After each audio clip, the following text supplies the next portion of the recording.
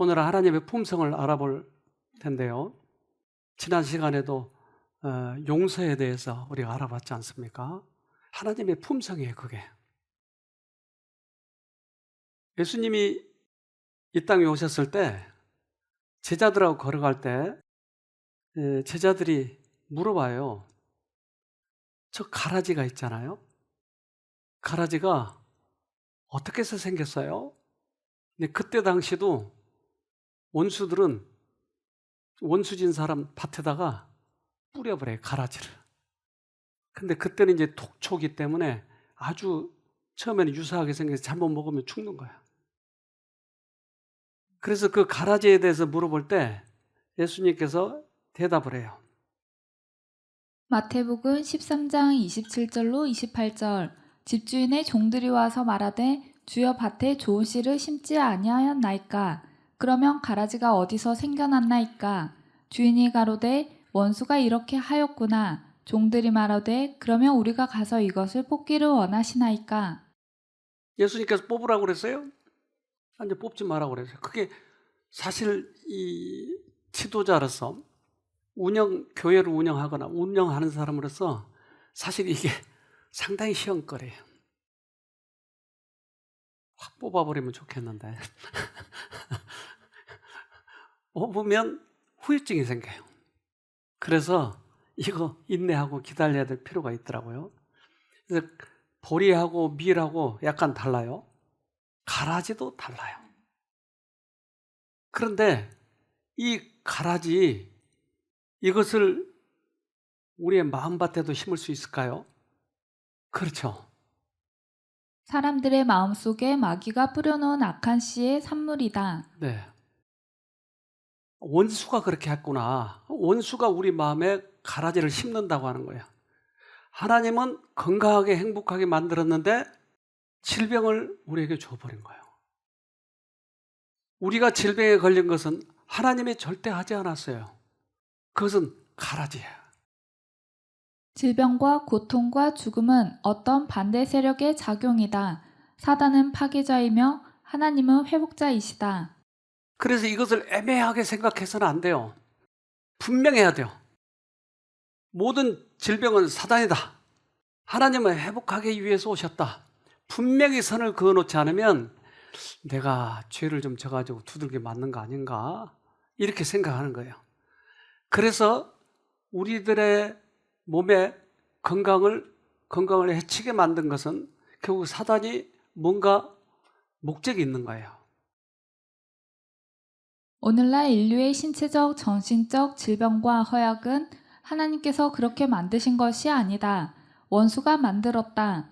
몸이라는 매개체를 통하여서만 정신과 영혼이 균형된 성품을 개발시킬 수 있다는 사실을 알기 때문에 사단은 인체를 허약하게 만들고자 애쓴다. 감기가 오면 만사가 귀찮아요. 강의도 하기가 싫고 누가 웃으면 왜 웃어? 힘도 없는데 만사가 귀찮아요. 그러니까 우리들의 몸을 약하게 하면 우리의 정신력이 약해져 버린 거예요. 연관이 있어요. 근데 정신력이 약해지면 또 몸이 약해지는 거예요. 연관관계가 있는 거예요. 우리의 몸을 허약하게 만든 이유가 있다 이 말이에요. 사단은 이것을 통해서 우리들에게 하나님께 가까이 가지 못하도록 하는 거예요. 우리가 저 지금 싱크대에 있는 부분에 어항을 큰 걸로 와서 이 피아노 크기만한,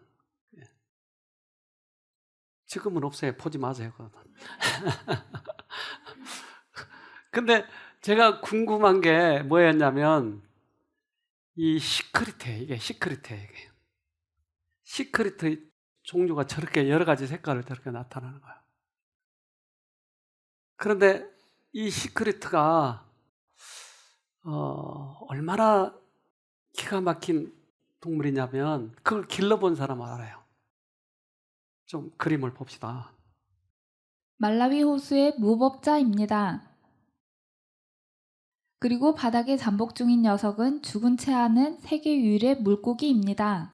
고기가 죽은 채 해가지고 있어요. 그러면 가까이 오면 잡아먹는 거예요. 이 녀석이 그 녀석이에요.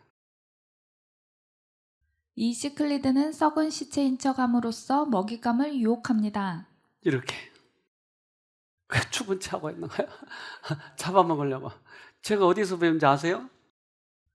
사단한테 배운 거예요, 제가. 하나님은 감정이나 목적의 변화가 없으시다. 그분은 실로 불변의 하나님이시며 모든 가능한 수단을 통해 잃어버린 세상 속에서 잃어버린 바 된 사람들을 구원하시기를 항상 열망하신다. 이것은 이교신들의 속성인 변덕스러움과 엇갈리는 감정들과 아주 적절한 대조를 이룬다. 하나님은 변덕정이라고 그랬죠? 가끔 말 안 들으면 때리고 말 잘 들으면 이뻐하고 그런 사람이라고 그랬죠? 아니다. 저 고기는 누구한테 배웠어요? 사단한테 죽은 채 다 잡아먹고. 그런데 이러한 위험한 말라이호에서는 말라이 아세요, 여러분? 말라이? 잘 모르세요? 우리가 지금 계속 말라이 선교하고 있는데 거기 그 호가 얼마나 큰지 몰라요, 말라이. 이게 이것 때문에 유명해요, 거기에. 근데 그 말라이에 유명한 이런 동물들이 있더라 이 말이에요. 이처럼 위험한 세계에서 새끼 시클리드는 보호자가 필요합니다. 아, 이렇게 잘 잡혀먹어요, 이제 저런 위험한 동물이 있으니까. 그러면 새끼를 기르려면 특별한 보호가 필요하는데 이걸 영상으로 좀 봅시다. 말라위에 서식하는 많은 어미들이 자기 새끼를 입에 넣어 보호합니다.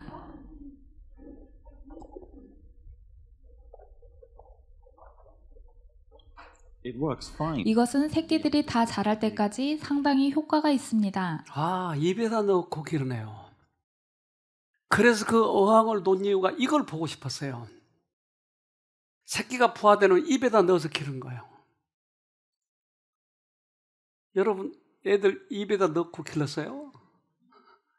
우리보다 훨씬 얘가 더 똑똑하네요. 이 시크릿은 누가 만들었어요? 하나님이. 시크릿을 어떻게 만들겠어요? 당신이 그 사랑을 아니까 시크릿을 만들었지. 그런데 우리는 하나님은 가끔 때린다라고 착각하는 거예요. 입에다 넣어서 기른다니까요, 하나님이. 야고보서 1장 17절 모든 선한 행위와 완전한 선물들은 빛들을 창조하신 하나님께로부터 위에서 내려오는 것입니다. 하나님께서는 결코 그림자처럼 변하는 일이 없으십니다. 그분은 변함이 없어요. 성질나면 때리는 그런 분이 아니다 이 말이에요. 변함이 없어요. 그래서 우리가 가끔 기도할 때 내가 누구에게 왼수셨어. 저도 어제 기도할 일이 있어서 기도하는데 왔다. 성질나 그냥 어떻게 해버릴까. 아니야. 그리고 과거의 죄가 생각나고.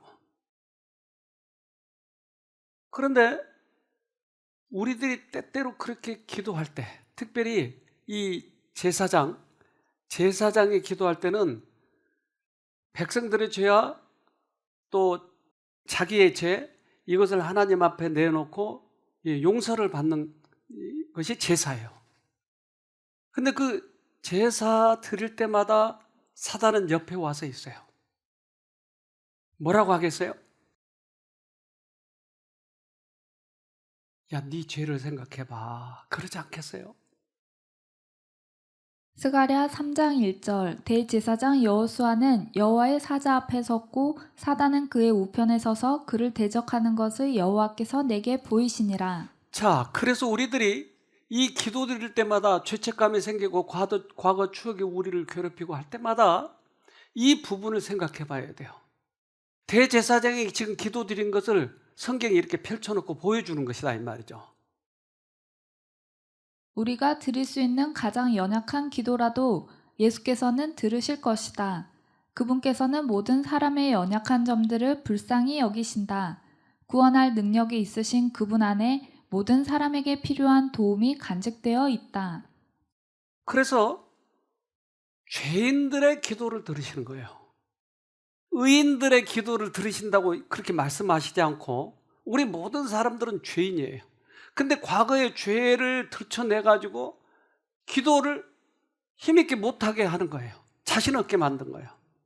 옛날에는 이스라엘 백성들은 성전을 항상 성전 주위에서 살았어요. 그래서 12지파가 이 성전 주위에서 3지파씩 4군데로 나눠서, 근데 그 성전에 들어가면, 저 성막 속에 들어가면 이렇게 생겼어요. 그래서 그 성소가 있고 지성소가 있어요, 그 안에. 그래서 지성소는 1년에 한 번씩만 오픈이 돼요. 제사장은, 대제사장이 그때는 1년에 한 차례씩 들어가는데, 매일 드리는 제사는 제사장이 들어가서 왼쪽에는 촛대, 맞은편은 분향단, 오른쪽에는 떡상, 이렇게 있어요. 그러니까 촛대는 빛이니까 우리에게 전도를 하라는 거예요. 빛을 비치라는 거예요. 그리고 맞은편은 기도를 하라고 하는 거예요. 이 분향단은 기도, 오른쪽은 떡, 뭐예요? 말씀. 이것을 매일 하라고 하는 거예요. 매일. 그런데 이 기도의 향연이 그 너머로 들어가는 것이에요. 그런데 이 성전은 어떻게 해서 지어졌냐면, 하늘에 있는 성전을 그대로 본받아서 청사진을 보고 모세가 지은 거예요. 그러니까 지금도 하늘에 성전이 있을까요? 그렇죠. 출애굽기 25장 9절 물은 내가 내게 보이는 대로 장막의 식양과 그 기구의 식양을 따라 지을지니라. 그래서 모세에게 설계도를 주고, 야, 하늘에 있는 거 요거 좀 그대로 좀 지어봐 하고 지은 거예요. 축소판로. 그래서 그걸 확인시켜 주는 것이 요한계시록에 요한이 이것을 보았어요. 성전을. 죄인의 진실하고 겸손한 기도가 하나님의 보좌에 올라갈 때 그리스도께서는 그 기도들을 그분의 완전한 순종의 생애의 공덕과 섞으신다.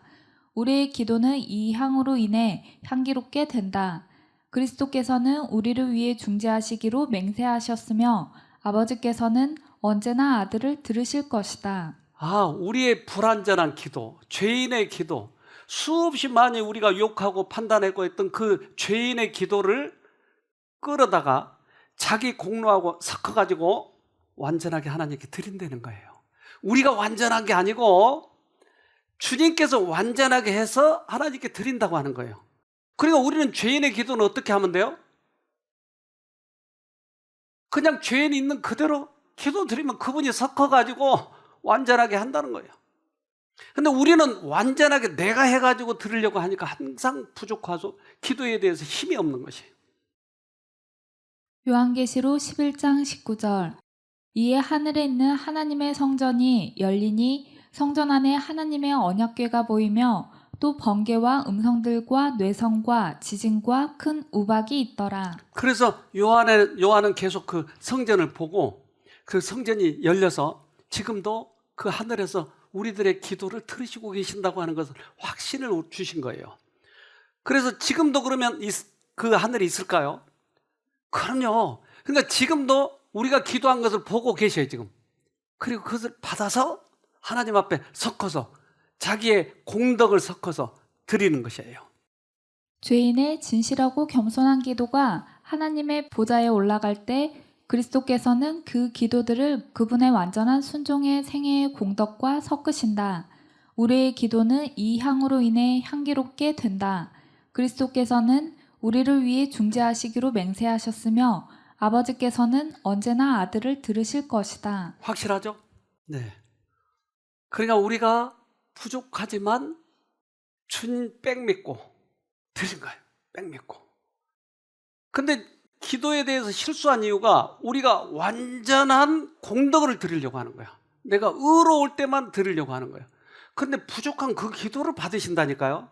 그런데 항상 죄책감이 들고 과거의 생각, 과거에 내가 잘못한 후회 이런 것들을 자꾸 들린 이유는 사단이 그 기도를 못하도록 방해하려고 하는 것이다 이 말이에요. 하나님께 용서와 은혜를 구하는 자들은 그것을 얻게 된다는 사실을 알고 있기 때문에 그들의 죄악을 제시하여 낙담시키려 한다. 네. 그래서 그러한 기도를 못하도록 한다. 낙담하면 못하니까. 그러니까 죄인의 기도를 들으신다고 하는 이 신념을 가지고 주님 앞에 가야 돼요. 우리는 빽이 있잖아요, 빽. 사단은 우리로 하여금 그 사랑을 분별하지 못하게 하고자 그가 할 수 있는 온갖 기만을 부리며 활동하고 있다. 그는 우리의 실수와 죄가 너무 크기 때문에 주께서 우리의 기도를 귀하게 여기지 않으시고 우리를 축복하고 구원해 주지 않으실 것이라고 생각하도록 우리를 유도할 것이다. 네. 왜 기도에 힘이 없냐? 사단에 속아서 그런 거예요. 그래서 그 기도만 못하게 하면 사단은 승리하니까요. 나는 오랫동안 죄를 지었고 오랫동안 주님과 관계가 없어서 못하겠어. 기도 문이 안 열리는 것은 바로 속아서 그런 것이에요. 그런데 기도만 하면 주님께서 해주시겠다고 약속을 하셨으니까 왜 우리가 겁내느냐? 그것은 속아서 그런 거예요. 방해를 받기 때문에. 사단은 다음과 같이 속삭일 것이다. 그대가 기도하는 것은 쓸데없는 일이다. 그대는 악한 일을 한 적이 없단 말인가? 하나님께 죄를 범하고 양심을 더럽힌 일이 없단 말인가? 그러나 우리는 사단에게 그 아들 예수의 피가 우리를 모든 죄에서 깨끗하게 하실 것이요 라고 말할 수 있다. 죄를 범하여 기도할 수 없다고 느껴질 때가 바로 기도해야 할 때이다. 네. 기도에 자신이 없어. 이때 기도해야 된다. 낭망하지 않으려면. 그래서 요즘에 지금 이 기도를 가지고 열심히 싸우는 사람이 있는데 이 기도에서 승리하면 여러분도 이제는 하나님과 교통하게 될 것입니다. 부끄럽고 매우 비참한 생각이 들지 모르지만 기도하고 믿어야 한다. 미쁘다 모든 사람이 받을 만한 이 말이여. 그리스도 예수께서 죄인을 구원하시려고 세상에 임하셨다 하였도다. 죄인 중에 내가 괴순이라. 용서 곧 하나님과의 화목은 우리의 행위에 대한 상급으로 주어지는 것도 아니고 죄 많은 인간의 공로로 주어지는 것도 아니요. 오직 그리스도의 완전한 의에 근거를 둔 선물로서 주어진다. 여러분 이런 글들은 마음에 딱 새기세요. 그래서 우리가 기도할 때마다 그 자신감이 없고 죄책감이 들어올 때마다 이 구절들을 생각해가지고 힘있게 하나님 죄인인 거 인정합니다. 그러나 당신의 공로로 우리를 구원하셨지 않습니까? 사람들이 자기를 지적할 때마다 또는 사람은 지적 안 했지만 계속 사단은 지적을 해요. 그래서 가인이 사람들이 나를 죽이려고 한다고 할 때 뭐라고 그랬어요? 하나님이 가인이 그랬잖아요. 사람들이 나를 두렵다고 죽일까 봐 내가 너에게 표를 준다고 그랬어요. 무슨 표죠? 그에 맞게끔 설명할 뿐이지 그때 사람이 많았어요? 없어요. 사람들이 별로. 그 아담의 자손이잖아요. 바로 큰 아들이잖아요. 근데 무슨 사람들이 많아요. 나를 죽이려고. 그것은 공격이었어요. 공격. 사단에. 근데 이제 그 공격을 할 때 하나님께서는 내가 너 공격하지 않을게 하고 그의 수준에 맞춰서 표를 준다고 하는 것이었어요. 지금도 끊임없이 사단이 우리를 공격한 거예요. 그런데 이것은 내가 속아서 그런 거지 실제적으로는 별 일이 일어나지 않는 것도 참 많아요. 그는 그들의 결함 있는 품성, 곧 그들의 더러운 옷을 지적한다. 그는 그들의 구주께 욕을 돌린 그들의 나약함과 어리석음과 배은망덕의 죄와 그리스도와 같지 않은 점 등을 지적한다. 그는 그들의 경우는 희망이 없으며 그들의 더러운 얼룩은 결코 씻어버릴 수 없다는 생각을 갖게 하므로 그들을 위협하려고 노력한다. 우리 마음을 공격하고 있는 말과 똑같잖아요. 계속 우리들의 잘못을 지적하고 괴롭히고 하늘의 사탄은 내려와서 우리의 모든 부분들 죄를 지은 모든 부분들을 그는 다 기록을 가지고 있어요. 사단은 그가 하나님의 백성을 유혹해서 범하게 한 죄악들에 대한 정확한 지식을 가지고 있다. 그는 저희의 죄로 인하여 그들이 하나님의 보호를 상실했다고 선언하고 자기가 그들을 멸할 권리를 가졌다고 주장하면서 그들을 대적하는 그의 비난이 옳다고 역설한다.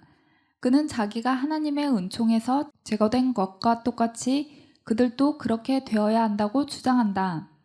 성경은 얼마나 자상하나요? 이 기도하는 장면을 우리에게 딱 펼쳐 보이고 사단이 옆에서 공격할 때 어떻게 공격하고 어떻게 헤쳐나오라고 지금 얘기하는 것이에요. 주님께서는 그 모든 문제를 다 아시고 이렇게 말씀하세요. 스가랴 3장 2절 여호와께서 사단에게 이르시되 사단아 여호와가 너를 책망하노라. 예루살렘을 택한 여호와가 너를 책망하노라. 이는 불에서 꺼낸 그슬린 나무가 아니냐 하실 때에. 왜 사단을 책망하죠? 사단이 뭐 잘못한 거 있어요? 어제 용서 부분에서 설명했잖아요. 죄를 집어넣어주고 죄를 짓도록 그가 유인했잖아요. 그러니까 우리가 미워해야 하는 건 누구라고요? 죄, 사단이에요. 죄인은 우리가 불쌍히 여기는 것이에요.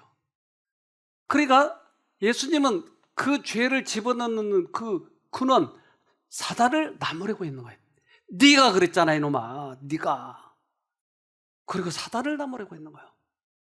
그러니까 죄의 근원, 죄의 이 어떤 그 하는 역사, 이 과정들을 하나님은 정확히 알고 계시기 때문에 우리는 당할 뿐이에요, 사단에게. 그러니까 하나님께서는 사단을 직접 나무르고 있는 거예요.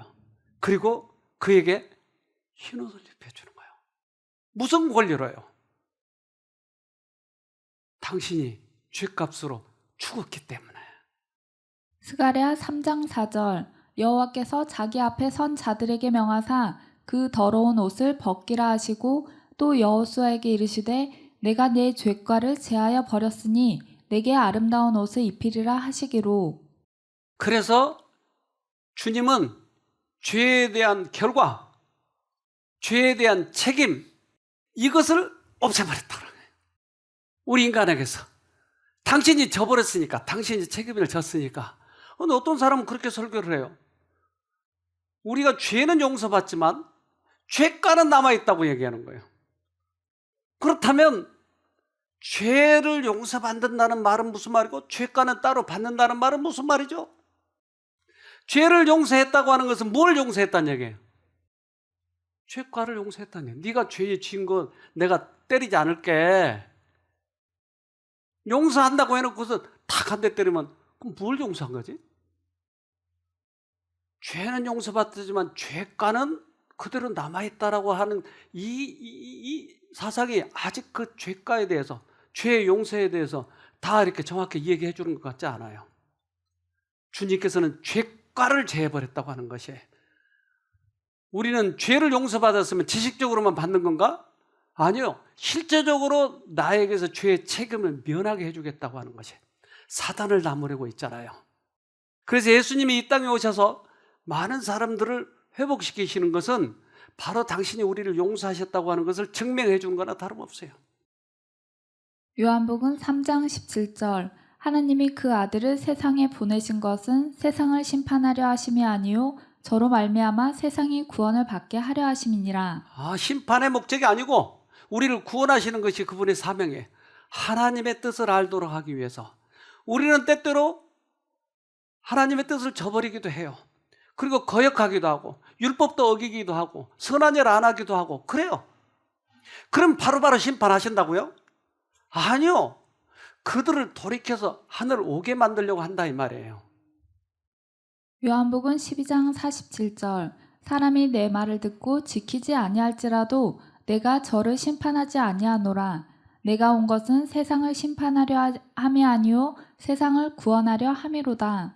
율법을 지키지 않는다 할지라도 심판 안 해. 너가 믿으면 결국은 내가 너 죄를 용서해서 하늘 데리고 간다고 하는 것이에요. 그러니까 구원기 위해서 오셨다. 미국에 아주 유명한 판사가 있는데 주디 판사예요. 이 사람 판결을 한번 봅시다. 한 강아지를 두고 길가에서 샀다고 주장하는 피고와 자신의 반려견이라는 원고의 주장. 과연 진짜 주인은 누구일까요? 미국의 한 유명 TV 프로그램의 주인공이기도 한 주디 판사의 명판결 동영상이 유튜브에 올라 큰 관심을 끌었습니다. 주디 판사의 독특한 재치로 개 주인을 가려내는 영상인데요. 길가에서 산 것이다. 아니다, 내 반려견이다. 양쪽 주장을 듣던 주디 판사는 갑자기 강아지를 법정 안으로 데려와 풀어놓으라고 명령합니다. 강아지를 바닥에 내려놓아라.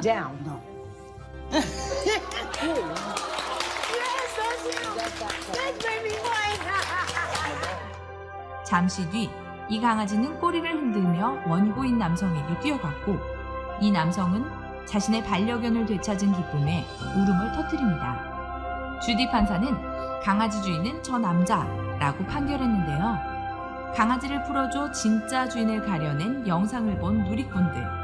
판사의 현명한 판결에 솔로몬의 지혜가 따로 없다고 입을 모았습니다. 국민 리포트 정재인입니다. 유명한 판결 맞네요. 우리를 풀어놓을 때 여러분 어디로 갈래요? 하나님이 무서운 분 아닌가요? 그래서 내가 하나님께 대해서 두려움을 가지고 있다면, 하나님은 우리를 혹 치실지 모른다라고 하는 생각을 가지고 있다면 여러분님 주인을 잘못 찾아가고 있는 거예요. 하나님은 죽어도 사랑해요. 변하지 않는 분이에요. 로마서 11장 22절. 그러므로 하나님의 인자와 어미를 보라. 넘어지는 자들에게는 어미가 있으니 너희가 만일 하나님의 인자에 거하면 그 인자가 너희에게 있으리라. 그렇지 않으면 너도 찍히는 바 되리라. 하나님의 성품 중에 인자가 있다. 부드럽고 친절하고 자비하신 그런 성품이 있다. 그리고 또 하나는 가정하기를 엄하고 무섭고 위협스러운 그러한 분이 있다. 둘 중에 어떤 분으로 믿을래? 그러면 인자에 거하면, 즉 사랑이라고 우리가 믿으면 구원이지만 두렵다고 믿은 사람은 찍히리라. 구원이 없다 이 말이에요. 속았기 때문에. 그래서 우리가 하나님의 성품을 아는다고 하는 것은 얼마나 중요한지 몰라요. 우리들에게 끊임없이 양쪽의 생각이 들어온 거예요. 어느 쪽 생각을 받아들이냐 하는 거죠. 시편 103편 10절. 우리의 죄를 따라 처치하지 아니하시며 우리의 죄악을 따라 갚지 아니하셨으니. 그래서 죄값으로 갚지 않으신다고 그랬잖아요. 왜냐하면 사단에게 속았기 때문에 우리는 지금 당하고 있을 뿐이지 사실은 사단이 그렇게 시켰다고 하는 것이. 그러니까 너를 죄값으로 처치하지 않아. 그리고 죄값은 내가 갚았어. 그래서 사람들이 안 믿고 자꾸 하나님은 치신 분이라고 하니까 하나님이 야, 내가 가장 네가 멀다고 생각한 그쪽으로 죄값을 다 옮겨놔 버렸다. 가장 먼 데가 동과 서예요. 시편 103편 12절. 동이 서에서 먼 것 같이 우리 죄가를 우리에게서 멀리 옮기셨으며. 그래 안 믿으니까 자꾸 안 믿으니까 옮겼다고. 예수님은 당신의 죄값으로 우리의 목숨을 주신 것이 우리의 죄값을 치르고도 남음이 있어요. 그래서 당신의 이 승인서에 우리의 죄값을 다 치렀다고 사인을 했어, 그분이요.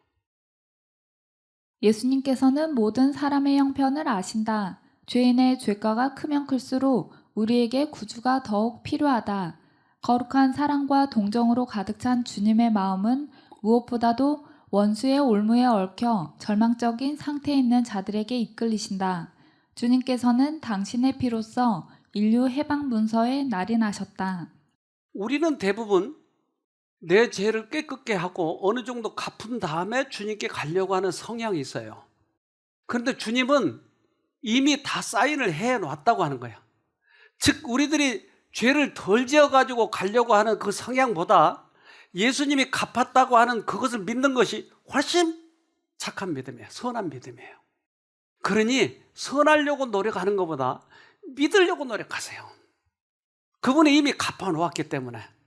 그래서 이제 우리 이 지상에 있는 판사들은 자꾸 그것을 상대방의 잘못들을 자꾸 지적해가지고 명판결을 하려고 하니까 상대방의 죄 몫을 많이 낱낱이 밝혀내려고 하는 것이에요. 그러니까 하나님도 그런 것처럼 착각할 수 있다 하는 거죠.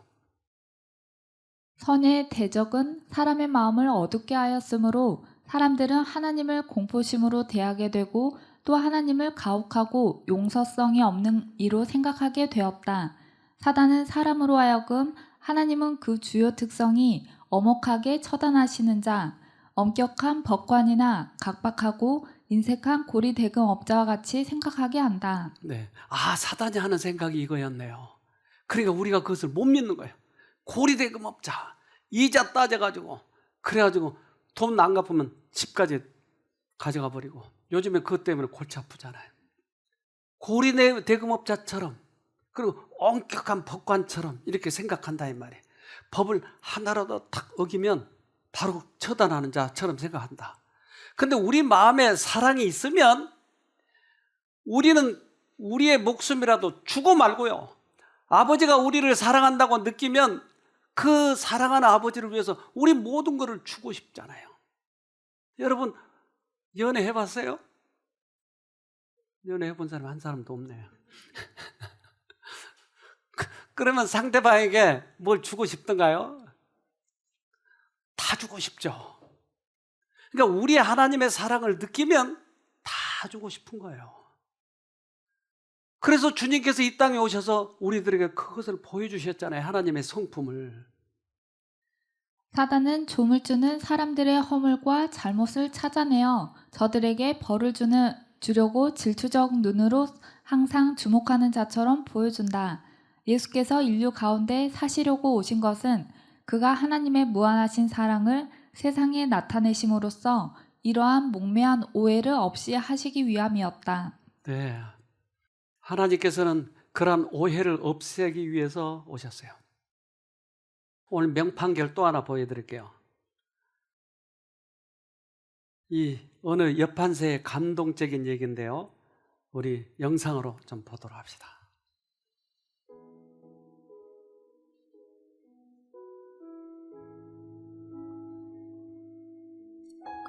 친구들과 함께 오토바이를 훔쳐 달아나 혐의로 구속된 소녀는 방청석에서 홀어머니가 지켜보는 가운데 재판을 기다리고 있었다.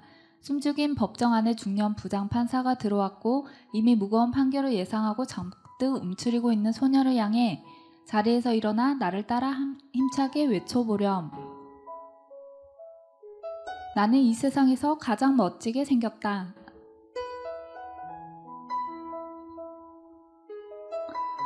예상치 못한 판사의 요구에 머뭇하던 소녀는 작은 소리로 나는 이 세상에서 더 큰 소리로 따라하렴.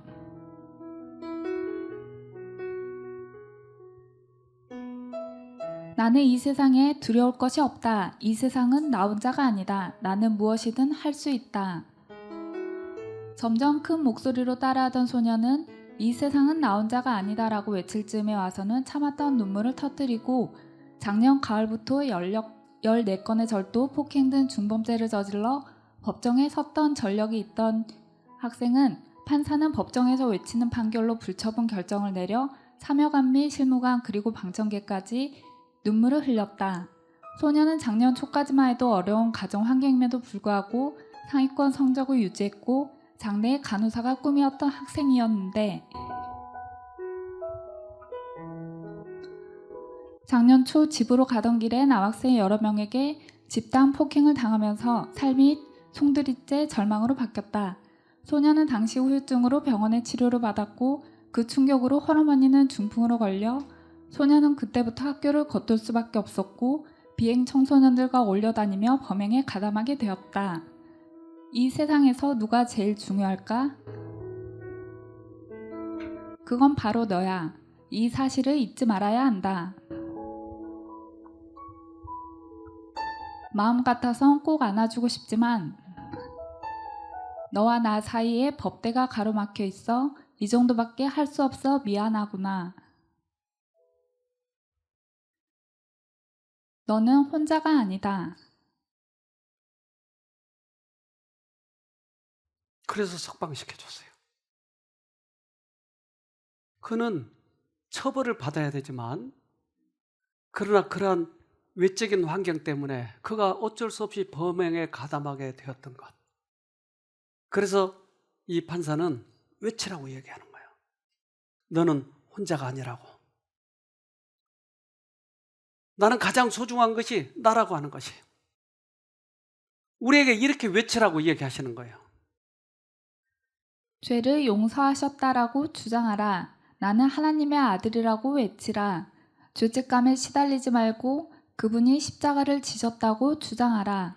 우리에게 죄책감으로 다가올 때 우리 주님께서 그 죄값을 치렀다고 주장하라고, 그렇게 외치라고요. 법정에서 아무리 나를 괴롭게 한다 할지라도 외치라고요. 그러면 우리는 주님께서 우리의 기도에 당신의 공덕을 섞어서 하나님께 완전하게 주님께서는 제시하신다고요. 죄를 용서하셨다고 주장하라. 하나님의 아들이라고 주장하라. 죄책감에 시달리지 말고 그분의 십자가를 지셨다고 주장하라. 이것이 믿음이에요. 우리는 믿음을 착각하고 있는데, 그것은 내가 죄를 많이 졌으니까 나를 자학해야 된다고 생각하는 것이에요. 나를 괴롭게 해야 된다고 생각하는 거예요. 이것이 사단에게 걸려든다니까요, 이렇게 해서. 그런데 이 명판결은 얘기하잖아요. 그리스도가 죄인을 위해서 돌아가셨다는 것 때문에 하나님에게 감사하라. 이것이 처음에 실감이 안 되면 이 말씀을 되풀이하고 또 되풀이하여 주장하라. 그러면 곧 마음의 빛이 비치며 우리는 죄인 중에 하나임을 느낀다. 그때 그리스도께서 우리를 위하여 죽으셨다는 약속이 우리의 것이 된다. 네. 주님이 우리 죄 때문에 돌아가셨다고 하는 것을 감사하라. 이것이 실감이 안 되면 어떻게 하라고요? 말씀을 자꾸 되뇌이라고요. 우리 죄 때문에 돌아가셔서, 우리 죄 때문에 돌아가셔서 외치라고요. 그러면 그것이 우리의 것이 된다고요.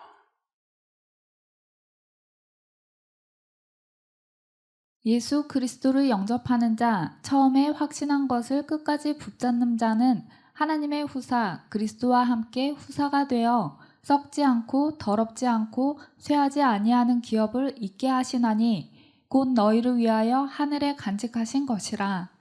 너희가 말세에 나타내기로 예비하신 구원을 얻기 위하여 믿음으로 말미암아 하나님의 능력으로 보호하심을 입었음을 알게 하자. 네.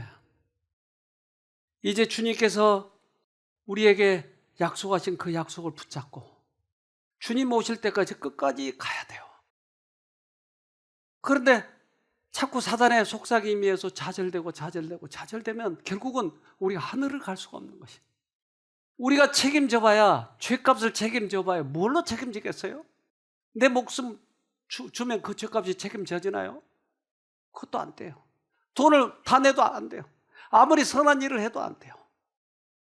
그래서 제가 지난번에 소개했지만 이 아주머니, 미국에 가서 25년 동안 사셨던 이 아주머니, 이분은 대학 시절에 공부를 언제나 탑을 하기 때문에 미국에 유학을 보내준 거예요. 그때 당시 자유당 시대 때 재무장관이 아버지였어요.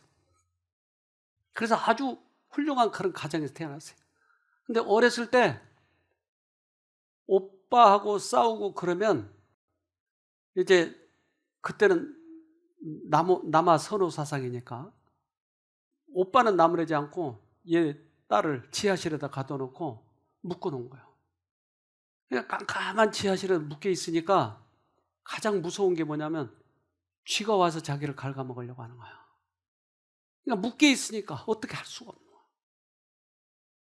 그런데 그가 그때서부터 이 두려움 이런 것들이 많이 있었어요. 근데 그가 공부를 잘해서 미국에 갔는데 미국에 가가지고 이제 박사 코스를 봤는데 마지막 얼마 안 남겨놓고 그 남자하고 교제하던 남자가, 미국 남자가, 그 남자가 자기를 발로 찬 거예요. 그러니까 그때 당시에는 남자들 손만 잡으면 임신되는 줄 알았어요. 그때는. 그러니까 너무나 충격을 받은 거예요. 그 틀림없이 결혼할 줄 알았는데, 근데 미국 사람들이 이 연애가 자유스럽기 때문에 이 여자 저 여자하고도 그렇게 연애하던데 이 여자는 너무 충격을 받았어요. 그러니까 그 충격 때문에 결벽증에 걸렸어요. 그래서 숟가락도 밥상에다 놓지 않아요. 뭐 다른 물건에 닿으면 그 반드시 자기가 가지고 다니는 알코올로 닦아야 돼요. 그래서 절대 남자하고는 손을 안 잡죠. 이 손에 많이 묻었다고. 근데 그 여자가 우리 그때 교회에 왔더라고요. 누가 이렇게 소개해가지고. 왔는데 이 여자가 가장 괴로운 건 뭐였냐면 죄책감이었어요. 대부분 정신과 환자들이 갖게 되는 게 이 죄책감이에요. 사단이 죄를 짓게 만들고 그 죄책감에 또 시달리게 만들고 또 다시 죄를 집어넣고 거기에 죄책감을 넣어주고 여기서 못 벗어나는 거예요. 계속. 그런데 그는 이 지옥을 믿었어요. 그래서 지옥에 들어가면 얼마나 괴로울까. 그러니까 죽으면 지옥으로 가니까 죽을 수가 없어요. 살아있자니 죄책감에 괴로워 죽겠어요. 그러니까 죽을 수도 없고 살 수도 없고 반쯤 왔다 갔다 하는 상태예요. 그 사람이 그걸 그렇게 괴롭혔어요. 지옥에 가면 몇천 년 동안 죽지도 못하고 계속 괴롭히는 거예요. 여러분 지옥 아세요? 혹시 죽어봤어요, 여러분? 아직 안 죽어봐서 잘 모르겠는데요. 그러니까 이 지옥불이라고 하는 게 너무너무 이 여자를 괴롭힌 거예요. 근데 교묘하게도 기독교에도 지옥이 있고 불교에도 지옥이 있어요.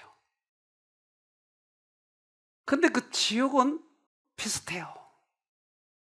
그래서 그 지옥에 가면 칸이 나눠져 있는지는 잘 모르겠는데 불교 지옥과 그리스도 지옥 잘 모르겠는데 어쨌든 사람을 지글지글한 그런 불에다가 수천 년 동안 괴롭히는 거야. 그런데 이 여자가 오늘 같은 그 강의를 듣고 깨닫기 시작하는 거예요. 아, 하나님은 사랑이구나. 사랑이라면 죄를 지었다고 지글지글한 끓는 물에다가 수천 년 동안 태우겠는가? 여러분 판단은 어떠세요? 절대 그렇지 않죠. 근데 사단에게 속으면 그렇다고 생각하는 거예요. 그러니까 무서운 거예요. 조금이라도 우리가 그런 빌미를 주면 나중에 이 지옥을 믿게 되는 것이에요. 하나님께서는 우리가 죽으면 주님께서 우리를 심판하셔요. 심판해서 하늘에 가지 못할 사람들은 그 죄를 태우느라고 태워버려요. 죄가 타버리니까 우리가 타는 거예요. 그래서 우리가 없어져 버린 거예요. 하나님께서 보복으로 계속 몇천 년 태우는 것이 아니고 그러면 그분이 하나님이겠는가 하는 거예요. 이것 때문에 오해돼 가지고 있었는데 이 문제에 대해서 해결이 되니까 이분이 그 정신병에서 해결되는 거예요. 그래서 20몇 년 동안 미국에 있었기 때문에 영어를 얼마나 잘하는지 몰라요. 그래서 영어 강사를 하는 거예요. 그 집에 갔더니 엉망진창해요. 한 번만 쓰면 큰 비닐봉투에다 그거 집어넣고 그거를 절대 꺼내 쓰지 않는 거예요. 또 집어넣고 그러다 보니까 한 번 쓴 것을 모아놓으니까 얼마나 많아요. 우리 어머니가 그 여자 신발을 잘못 신어가지고 내가 알코올로 30분 동안 닦았어요. 됐어요? 아직 안 됐대. 또 닦고 또 닦고 또 됐어요? 안 됐대. 그 여자가 될 때까지 닦았어요. 아주 지독한 결백증. 그거 어디서 오겠어요? 내가 죄를 씻으려고 하니까 내 스스로. 여러분 여기서 벗어나야 돼요. 우리의 하늘 아버지께서는 우리 인간 고통이나 슬픔을 주고자 하지 않으신다. 그분은 질병과 사망의 창조자가 아니시오. 오직 생명의 근원이시다. 하나님께서는 사람이 사는 것을 원하시며 살기 위해서 그들이 생명과 건강의 법칙을 준행하기를 바라신다. 그러네요. 하나님께서는 우리가 살기를 원하세요. 회복하기를 원하세요. 이제 두려움에 떨지 마세요. 그리고 마음문을 여세요. 주님께서 우리 죄를 용서하셨어요. 끝까지 믿고 승리하도록 하십시다. 기도합시다. 하늘에 계신 아버지, 주님은 우리를 살기를 원하십니다. 그러나 순간순간적으로 들어오는 죄책감과 죽고자 하는 생각, 과거의 죄 때문에 나를 벌어주신다고 하는 생각, 이런 것들이 우리를 너무나 괴롭혔습니다. 이제 다시 돌아서서 주님을 바라보면서 주님은 죄인들의 기도를 들으신다고 하셨지 않습니까? 우리의 죄값을 다 치르셨지 않습니까? 하고 주장하게 도와주시옵소서. 꼭 승리하여서 하늘을 놓치지 않는 우리 모두가 되도록 축복해 주시옵기를 예수님 이름으로 기도합니다. 아멘.